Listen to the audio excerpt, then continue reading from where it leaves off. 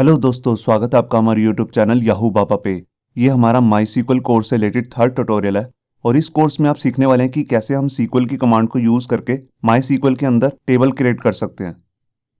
इससे पिछली वीडियो में मैंने आपको बताया था कि कैसे हम माई सीक्वल के अंदर डाटाबेस क्रिएट कर सकते हैं।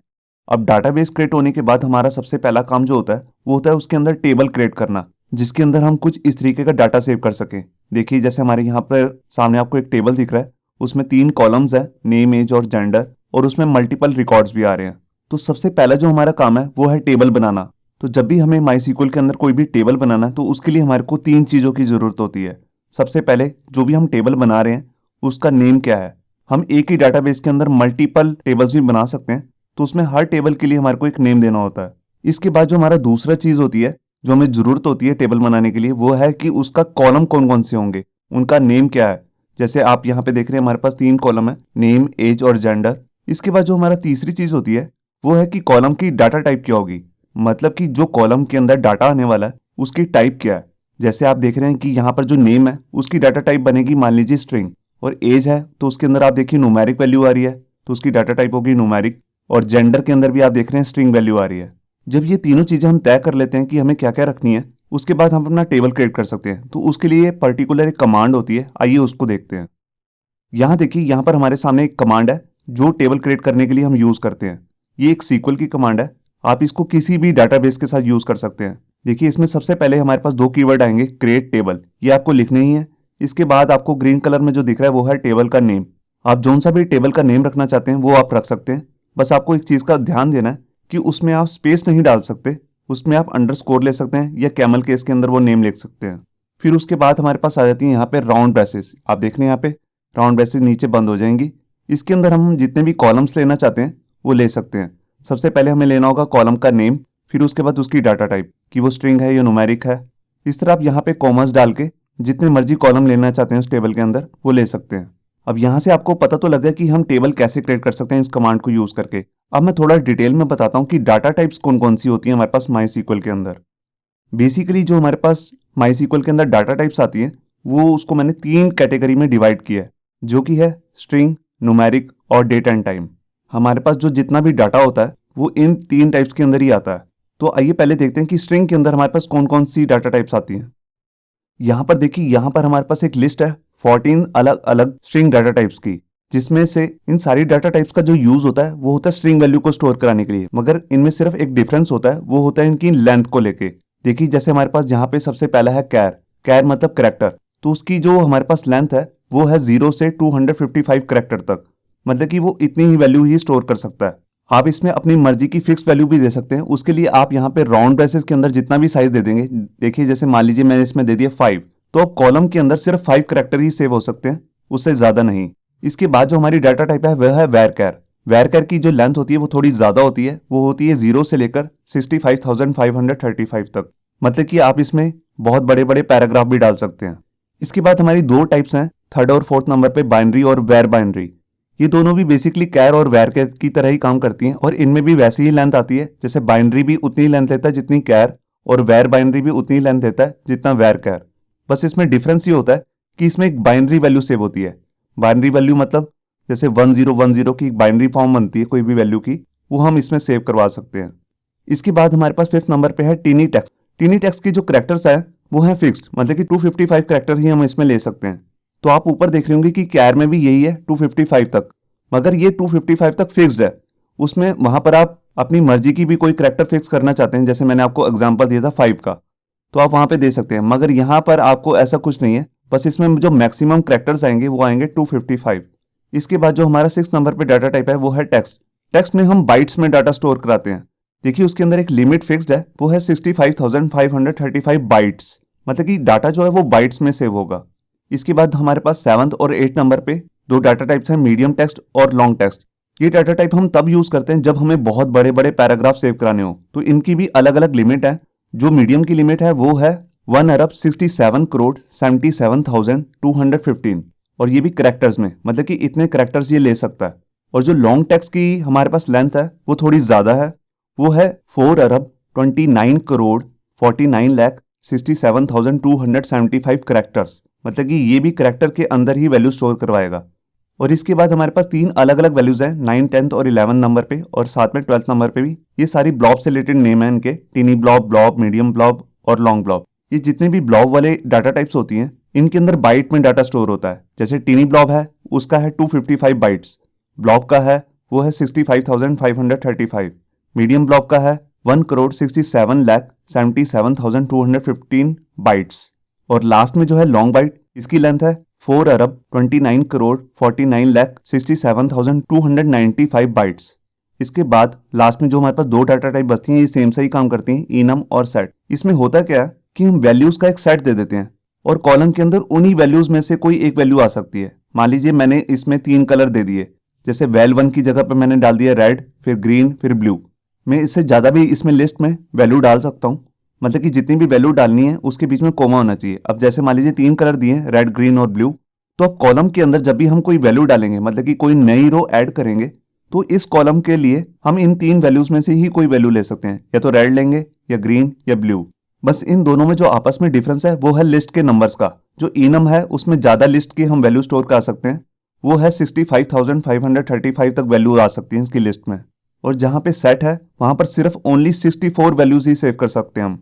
तो ये थी हमारी सारी स्ट्रिंग से रिलेटेड डाटा टाइप्स माईसीक्वल के अंदर। अब हम देखते हैं न्यूमेरिक से रिलेटेड जो डाटा टाइप्स हैं माईसीक्वल के अंदर।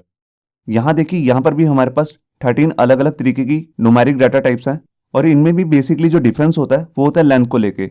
देखिए जैसे बिट है तो उसमें भी एक रेंज है, वो रेंज है 1 से लेकर 64 नंबर तक।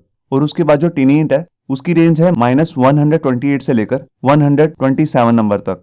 उसके बाद जो थर्ड और फोर्थ पे है इंट और इंटीजर, ये दोनों बेसिकली सेम ही काम करती हैं, बस इंट जो है वो इंटीजर का शॉर्ट हैंड है। और इसकी जो रेंज होती है वो -2,14,74,73,648 से लेकर बिल्कुल उतने ही नंबर तक है पॉजिटिव वैल्यू में। अब इसके बाद जहां पर हम स्मॉल इंट की बात करें तो ये छोटी वैल्यू लेता है, तो ये लेगा 32,768 से लेकर इतनी ही वैल्यू पॉजिटिव में।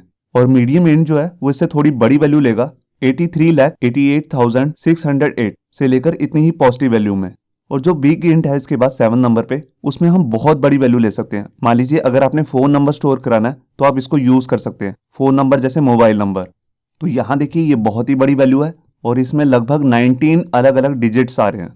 इसके बाद हमारे पास 8 और 9 नंबर पे आती है बुल और बुलियन। ये दोनों सेम ही है, बस जो बुल है उसका शॉर्ट हैंड है बुलियन का, और इसमें एक ही टाइम पे एक ही वैल्यू आ सकती है, या तो 0 या फिर 1। 0 का मतलब होता है फॉल्स और 1 का मतलब होता है ट्रू। और लास्ट में जहां पर हमारे पास 10 नंबर से लेकर 13 नंबर तक हैं, ये सारी फ्लोट वैल्यू है, मतलब कि डेसिमल फॉर्म में। इनको स्टोर कराने का भी अलग अलग तरीका है। देखिए फ्लोट और डबल जो है ये लगभग सेम सी हैं, मगर जो फ्लोट है हमारी उसमें भी हम डेसिमल फॉर्म में ही सेव कराते हैं। मगर यहाँ पर हम पी में जितने नंबर देते हैं ये उतने ही नंबर लेता है, पॉइंट से लेफ्ट साइड में भी और उतने ही राइट साइड में भी, मतलब कि टोटल नंबर उतने होने चाहिए। इसके बाद जो डबल है ये भी सेम ही काम करती है डेसिमल फॉर्म में ही, मगर हम इसके अंदर स्पेसिफाई कर सकते हैं कि साइज और डी।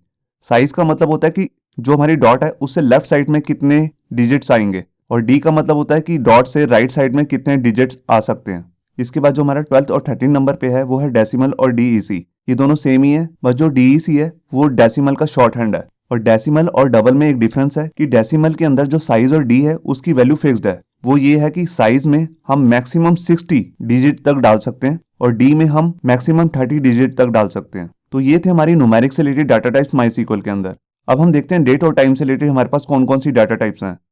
डेट और टाइम में हमारे पास अलग अलग 5 तरीके की डाटा टाइप्स आती है माईसीक्वल के अंदर, जिसमें सबसे पहली है डेट। यहाँ पर डेट की भी एक रेंज है, वो है 1000 ईयर से लेकर 9999 ईयर तक। और इसमें डेट जो सेव कराने का फॉर्मेट है वो यही रहेगा। सबसे पहले आप यहाँ पे देंगे ईयर, फिर हाइफन लगा के मंथ, फिर हाइफन लगा के डेट, मतलब कि डेट जो है वो सबसे लास्ट में आएगी, मंथ मिडल में रहेगा और स्टार्टिंग में ईयर। इसके बाद सेकंड नंबर पे हमारे पास है डेट टाइम, मतलब कि अगर आपने डेट और टाइम दोनों सेव करवानी है तो इस डाटा टाइप को हम यूज कर सकते हैं इस फॉर्मेट में। देखिए सबसे पहले आपको यहाँ पे ईयर लेना है, वो इस फॉर्मेट में होगा जैसे मैंने आपको ऊपर दिखाया। उसके बाद आपको स्पेस देके यहाँ पे आप टाइम ले सकते हो। सबसे पहले आपको और देने हैं, फिर मिनट्स और कॉलन लगा के सेकेंड्स। फिर आता है हमारा थर्ड नंबर पे टाइम स्टैम्प। टाइम स्टैम्प मतलब जो टाइम बीत चुका है। अगर आपने पुरानी कोई डेट लेनी है तो आप इसको भी यूज कर सकते हैं। इसमें भी वही फॉर्मेट रहेगा जो सेकंड नंबर पे है। इसके बाद फोर्थ नंबर पे हमारे पास आता है टाइम। अगर आप किसी कॉलम में सिर्फ टाइम सेव करवाना चाहते हैं तो आप इस डाटा टाइप को ले सकते हैं, टाइम को। मगर फॉर्मेट जो रहेगा वो कुछ इस तरीके से रहेगा, पहले और, फिर मिनट, फिर सेकंड, और लास्ट में हमारे पास है ईयर। अगर आप किसी कॉलम में सिर्फ ईयर सेव करवाना चाहते हैं तो वहां पर आप ईयर नाम की डाटा टाइप ले सकते हैं। और जो ईयर है वो आपको 4 डिजिट के अंदर लेना होगा, कुछ इस तरीके से। जैसे आप यहाँ पे एग्जांपल में देख रहे हैं 1901 एक ईयर है, हम उस कॉलम में इस तरह की वैल्यू सेव करा सकेंगे। तो यहाँ पर आपको पता लगे कि हमारे पास माई सीक्वल के अंदर कौन कौन सी डाटा टाइप्स हो सकती हैं। तो अब प्रैक्टिकल शुरू करते हैं और देखते हैं कि एक्चुअल लाइफ में हम टेबल को कैसे क्रिएट कर सकते हैं। देखिए, सबसे पहले आपको यहाँ पे एग्जाम सर्वर को ऑन कर लेना है और उसके लिए यहाँ पर मैंने अपना कंट्रोल पैनल ओपन किया एग्जाम का, और यहाँ पर सबसे पहले मैं अपाची पे क्लिक कर देता हूँ और इसके बाद माई सीक्वल पे। जैसे ही ये दोनों ग्रीन कलर में हो जाएंगे, इसके बाद आपको स्टार्ट करना है अपना माई सीक्वल का सॉफ्टवेयर। अगर आप वेब बेस्ड सॉफ्टवेयर यूज करना चाहते हैं तो आप PHP माई एडमिन के अंदर भी इसकी प्रैक्टिस कर सकते हैं, या फिर किसी थर्ड पार्टी सॉफ्टवेयर को भी आप यूज कर सकते हैं, जैसे कि हम यूज करने वाले हैं माई सीक्वल वर्कबेंच को। तो मैं ओपन कर लेता हूँ माई सीक्वल वर्कबेंच को। यहाँ देखिए हमारा सॉफ्टवेयर ओपन हो चुका है माई सीक्वल वर्कबेंच। अब यहाँ पे जाके सबसे पहले मेरे को अपने कनेक्शन पे क्लिक करना है। यहाँ देखिए लेफ्ट साइड में आपको एक साइड बार दिखेगा और यहाँ पर आपके डाटाबेस के नेम्स आ रहे होंगे। अब जिस भी डाटाबेस के अंदर आप टेबल क्रिएट करना चाहते हैं तो उसको आपको चूज करना है। तो उसके दो तरीके होते हैं, या तो आप यहाँ पे राइट क्लिक करके यहाँ पे आप ऑप्शन पे क्लिक करेंगे सेट एज डिफॉल्ट स्कीमा। इस तरह करने से आपका वो डाटाबेस चूज हो जाएगा और उसके अंदर जाके आप टेबल क्रिएट कर सकते हैं। या दूसरा तरीका होता है कमांड प्रॉम्प्ट से, वो मैं आपको करके दिखाता हूँ। सबसे पहले आपको यहाँ पे लिखना है यूज, फिर डाटाबेस का नाम। जैसे कि आप हमारा डाटाबेस का नाम देख रहे हैं जो कि हमने अपने पिछले वीडियो में क्रिएट किया था, जिसका नाम था स्टूडेंट। ये देखिए, इसके बाद आपको सेमीकोलन लगा लेना है और इसके बाद आपको यहाँ पे थर्ड बटन पे क्लिक करना है एग्जीक्यूट करने के लिए कमांड को। ये देखिए नीचे यहाँ देखिए ग्रीन कलर में आ गया, इसका मतलब है कि आपका जो डाटाबेस है वो यूज में आ चुका है। अब इसके बाद आप इसके अंदर जाके टेबल क्रिएट कर सकते हैं। तो देखिए अभी कोई यहाँ पर टेबल नहीं है, तो सबसे पहले हम यहाँ पे टेबल क्रिएट कर लेते हैं और उसकी कमांड लिखेंगे क्रिएट टेबल। ये कीवर्ड है क्रिएट टेबल, आप इसको स्मॉल लेटर में भी लिख सकते हैं, मैं अभी कैपिटल लेटर में लिख रहा हूँ। इसके बाद यहाँ पर आपको लेना है टेबल का नेम, और मैं जो यहाँ पे अपना टेबल का नेम ले रहा हूँ वो है पर्सनल। ये देखिए, इसके बाद मुझे अपनी राउंड ब्रैकेट से स्टार्ट करनी है और नीचे कहीं जाकर उसे क्लोज कर देता हूँ। ये देखिए, अब इसके अंदर आकर मेरे को अपने कॉलम्स के नेम लेने जो कि मैं इस टेबल में बनाना चाहता हूँ। अब बेसिकली मैं इसके अंदर 5 अलग अलग कॉलम्स बनाऊंगा। सबसे पहला जो कॉलम है वो मैं लूंगा आईडी के लिए, मतलब कि जो स्टूडेंट का आईडी होगा। तो मैंने यहाँ पर आईडी ले लिया और उसकी डाटा टाइप ले ली यहाँ पे इंट। ये देखिए, इसके बाद मैंने कोमा लगाया और इसके बाद मैं अपना दूसरे कॉलम का नेम लूंगा जो कि है नेम, जहाँ पे स्टूडेंट का नेम आएगा, और इसकी डाटा टाइप मैं ले रहा हूँ वैरकर। और यहाँ पर राउंड ब्रेसेस के अंदर इसमें लिमिट भी फिक्स कर देता हूँ। आपको मालूम है जो नेम होते हैं वो मैक्सिमम 40-50 कैरेक्टर से ज़्यादा नहीं होगा। तो देखिए मैं यहाँ पर ले रहा हूँ 50, और इसके बाद मैं यहाँ पर लूँगा बर्थ डेट करके एक कॉलम जिसमें स्टूडेंट की बर्थ डेट आएगी, और यहाँ पे डाटा टाइप ले ली डेट। इसके बाद मैं उसका फ़ोन नंबर ले रहा हूँ और यहाँ पर मैं उसको वैरकर में ले रहा हूँ, और यहाँ पर भी जो करैक्टर्स हैं मैं उसको फिक्स कर देता हूँ। जैसे मान लीजिए 12, ये मोबाइल नंबर के लिए, क्योंकि मोबाइल नंबर जो होता है वो 10 डिजिट्स का ही होता है, और उसके साथ अगर कंट्री कोड भी दें तो मैक्सिमम वो 12 बनेगा। और लास्ट में मैं ले रहा हूँ जेंडर, और यहाँ पर भी मैं अपनी डाटा टाइप ले लेता हूँ वैरकर, और इसके अंदर भी लिमिट डाल देता हूँ 1 किस लिए, अगर मेल है तो M सेव करवा देंगे और फीमेल है तो F। ये देखिए यहाँ पर हमारी जो कमांड है वो पूरी कंप्लीट हो चुकी है। यहाँ पर मैंने 5 अलग अलग कॉलम लिए हैं। सबसे पहले आईडी है, उसकी डाटा टाइप है इंटीजर, इंट मतलब उसमें इंटीजर वैल्यू आएगी 1 2 3 4। उसके बाद है नेम, नेम में हमने वैरकर लेके 50 करैक्टर्स की लिमिट लगा दी है। फिर है बर्थ डेट, और यहाँ पे डाटा टाइप लिए डेट, और उसके बाद ऐसे ही है फ़ोन नंबर और जेंडर। अब मैं यहाँ पर थर्ड बटन पे क्लिक करता हूँ एग्जीक्यूट करने के लिए, और ये देखिए यहाँ पे ग्रीन आ चुका है, इसका मतलब हमारा जो टेबल है वो क्रिएट हो चुका है। अब मैं यहाँ पर राइट में आके ऊपर यहाँ रिफ्रेश का बटन है, इस पर क्लिक करता हूँ। यहाँ पर देखिए आपको यहाँ पर एरो का साइन आ जाएगा, इसका मतलब है टेबल के बाद कि यहाँ पर एक टेबल क्रिएट हो चुका है। आप देख रहे हैं यहाँ पे पर्सनल नाम का एक टेबल क्रिएट हो चुका है। और अगर मैं इसके आगे भी जो एरो पे क्लिक करूँगा तो यहाँ पर आपको दिखेगा कॉलम्स नाम का एक लिंक, जिस पे आप क्लिक करेंगे तो आपको उसके अंदर जितने भी कॉलम्स हैं उसके नेम यहाँ पे डिस्प्ले हो जाएंगे। मैं एग्जांपल के लिए आपको एक और टेबल भी क्रिएट करके दिखाता हूँ। मैं आपको दिखाता हूँ कि हम एक डाटाबेस के अंदर जितने मर्जी टेबल भी क्रिएट कर सकते हैं। तो मैं एक टेबल और क्रिएट कर रहा हूँ और उसका नाम अलग रख रहा हूँ, जैसे प्रोडक्ट। ये स्टूडेंट से मैच नहीं करता, फिर भी मैं इसको बना रहा हूँ इसी के अंदर ही। मैं एक प्रोडक्ट नाम का एक टेबल बना रहा हूँ और इसमें मैं 4 अलग अलग कॉलम्स लूँगा।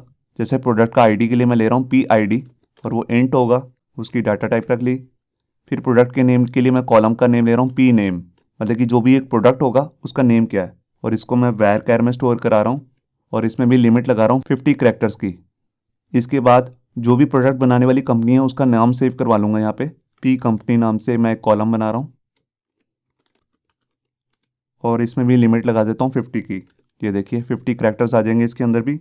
और लास्ट में मैं एक कॉलम बनाऊंगा प्राइस के लिए, मतलब कि जो भी प्रोडक्ट है उसका प्राइस क्या है। और इसकी डाटा टाइप ले लेता हूँ इंट। ये देखिए अब यहाँ पर मैं एग्जीक्यूट कर देता हूँ इस कमांड को। यहाँ पे एक एरर आया है, ऊपर भी देख रहे हैं आप रेड 4 नंबर पे यहाँ पर आपको रेड कलर का एक आइकन दिख रहा है क्रॉस का। यहाँ पर हमने कोमा लगाना था एक्चुअल में, तो मैंने कोमा नहीं लगाया। दोबारा से एग्जीक्यूट करता हूँ। ये देखिए एग्जीक्यूट हो चुकी है। अब यहाँ पे देखिए मैं रिफ्रेश करता हूँ। यहाँ पर अब हमारे पास 2 टेबल्स आ चुके हैं, आप देख रहे हैं पर्सनल और प्रोडक्ट। अभी इन टेबल्स के अंदर कोई डाटा तो नहीं है। डाटा इसके अंदर इंसर्ट कैसे कराना है वो मैं आपको अपनी अगली वीडियो में बताऊंगा। मगर इस टेबल को अगर आप अभी देखना चाहते हैं MySQL वर्कबेंच के अंदर, तो उसके लिए आपको क्या करना होगा, आप इसके आगे नाम के आगे जैसे होवर करेंगे तो लास्ट में आपको यहाँ पे एक आइकन दिख रहा होगा जो कि एक टेबल का आइकन है। जैसे ही आप इस पर क्लिक करेंगे तो यहाँ पर आपके सामने टेबल का स्ट्रक्चर खुल जाएगा। ये देखिए हमारे पास चारों जो कॉलम थे प्रोडक्ट नाम के हमारा जो टेबल है उसके अंदर, वो सारे यहाँ डिस्प्ले हो चुके हैं। अब क्योंकि इसके अंदर कोई हमारे पास डाटा नहीं है तो यहाँ पे हमें कुछ दिख भी नहीं रहा। और इसी तरह अगर आप दूसरे टेबल का भी स्ट्रक्चर देखना चाहते हैं तो उस पर आप माउस ओवर करके यहाँ पे आइकन पे क्लिक करेंगे जो टेबल का आइकन है। ये देखिए यहाँ पर इसके अंदर 5 कॉलम थे, ID, name, birth date, phone और जेंडर, तो यहाँ पे आपको डिस्प्ले हो रहे हैं। और जो भी टेबल को शो करने की कमांड है वो ऊपर आपको दिख रही है। इस कमांड के बारे में मैं आपको आगे आने वाली वीडियोस में बताऊंगा कि इस कमांड का क्या मतलब होता है और इससे हम कैसे अलग अलग तरीके से टेबल को शो कर सकते हैं। इसे नेक्स्ट वीडियो में हम डिस्कस करेंगे कि कैसे इस टेबल के अंदर हम डाटा को इंसर्ट करा सकते हैं, तो वो वीडियो देखना मत भूलिए। होप सो आपको ये हमारा वीडियो ट्यूटोरियल अच्छा लगा होगा। अगर अच्छा लगा है तो वीडियो को प्लीज़ लाइक करना मत भूलिए। अगर आप ऐसे ही रेगुलर अपडेट चाहते हैं तो हमारे चैनल याहू बाबा को सब्सक्राइब करना मत भूलिए। Thank you.